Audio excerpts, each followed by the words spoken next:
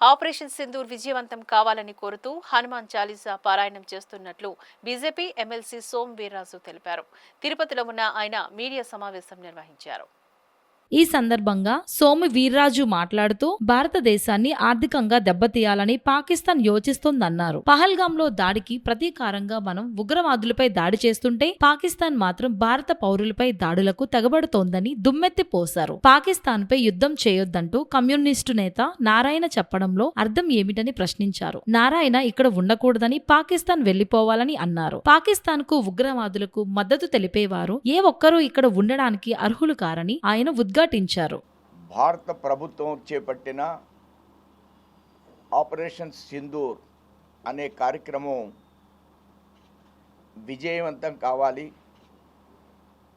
అలానే సైనికులకి మనోధైర్యాన్ని ఇవ్వాలి. విజయం సాధించడంలో వారు ధైర్య సాహసాలని ప్రదర్శించాలి. అదేవిధంగా సరిహద్దుల్లో ఉన్నటువంటి ప్రజలకి ఎట్టి అపకారం జరగకూడదు.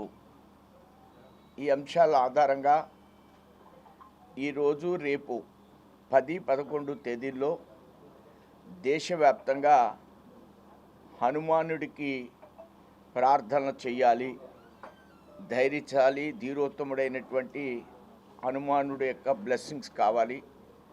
దానిలో భజనలు చేయాలి, వారిని ప్రార్థించాలి, హనుమాన్ చాలీసాని పఠించాలి అనే కార్యక్రమాలు చేపట్టడం జరిగింది. దానిలో భాగంగా ఈవేళ తిరుపతి జిల్లా అధ్యక్షుల యొక్క ఆధ్వర్యంలో జరిగినటువంటి కార్యక్రమంలో మేమందరం కూడా వేదిక మీద ఉన్నటువంటి పెద్దలందరూ కూడా ఈ కార్యక్రమంలో పాల్గొన్నారు. భారతదేశ నాయకుడు, కమ్యూనిస్ట్ పార్టీ నాయకుడు నారాయణ గారు టెర్రరిస్టులను చంపని కానీ యుద్ధం చేయొద్దు అని సలహా ఇచ్చాడు. ఆయన ఎక్కడో ప్రెస్ మీట్లో మాట్లాడారు. టెర్రరిస్టులను చంపండి, యుద్ధం చేయకండి. టెర్రరిస్టులను చంపితే యుద్ధం చేసేటువంటి పాకిస్తాన్లో ఉన్నటువంటి సైనికులు కూడా అక్కడే నిలబడి ఉన్నారు. ఆ కార్యక్రమంలో వాళ్ళు కూడా పార్టిసిపేట్ చేశారు. అసలు ఈయన కమ్యూనిస్ట్ పార్టీ నాయకుడా, కమ్యూనిస్ట్ పార్టీ హోదాలోనే మాట్లాడా, కమ్యూనిస్ట్ పార్టీ బాధ్యతలోనే మాట్లాడా నారాయణ? నేను అడుగుతాను, మిమ్మల్ని పాకిస్తాన్ వెంటనే పంపించేయాలి, అక్కడ ప్రజలతో హాయిగా జీవించమని నేను కోరుతున్నాను నారాయణని. పాకిస్తాన్ వెళ్ళిపోవాలి నారాయణ, ఇక్కడ ఉండడానికి అర్హుడు కాదు. లేదా కమ్యూనిస్టులు అతను సస్పెండ్ చేయాలి.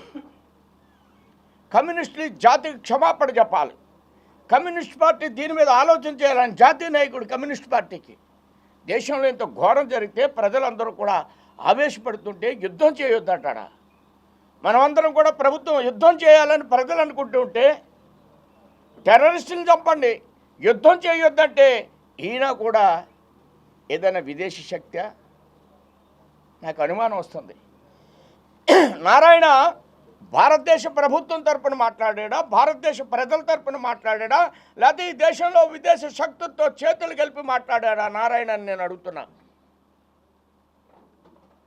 ఏదైతే పురి కొలిపేరని నేను మాట్లాడానో, మనల్ని యుద్ధం చేసే విధంగా, మన దేశ ప్రగతిని దెబ్బతీసే విధంగా ఏదైతే కుట్ర జరిగిందో ఆ కుట్రలో ఇలాంటి వ్యక్తులు కూడా భాగస్వాములా అని నేను ప్రశ్నిస్తున్నాను. నారాయణ యొక్క వాయిస్ విన్న తర్వాత నారాయణ కూడా అదే కోవకి చెందినవాడా అని నేను ఆలోచిస్తున్నాను, నేను ప్రశ్నిస్తున్నా ఈవేళ. లేదైతే కమ్యూనిస్ట్ పార్టీ దీని మీద చర్చ జరపాలి, దీనికి సమాధానం చెప్పాలనేటువంటి విషయాన్ని నేను ఈవేళ ప్రస్తావన చేస్తున్నాను. ప్రధానంగా దానికోసమే ఈవేళ ప్రెస్ మీట్ ఏర్పాటు చేశాం. కార్యక్రమం అయితే మేము ఆల్రెడీ చేసాం, కొంతమంది ప్రెస్ మిత్రులు వచ్చి కూడా దీన్ని కవర్ చేశారు. అయితే ఇలాంటి వ్యక్తి ఈ మాట్లాడడం, ఈ ఆలోచన విధానం ఇదేదో యాదృచ్ఛికంగా మాట్లాడిందని నేను అనుకోవడం లేదు.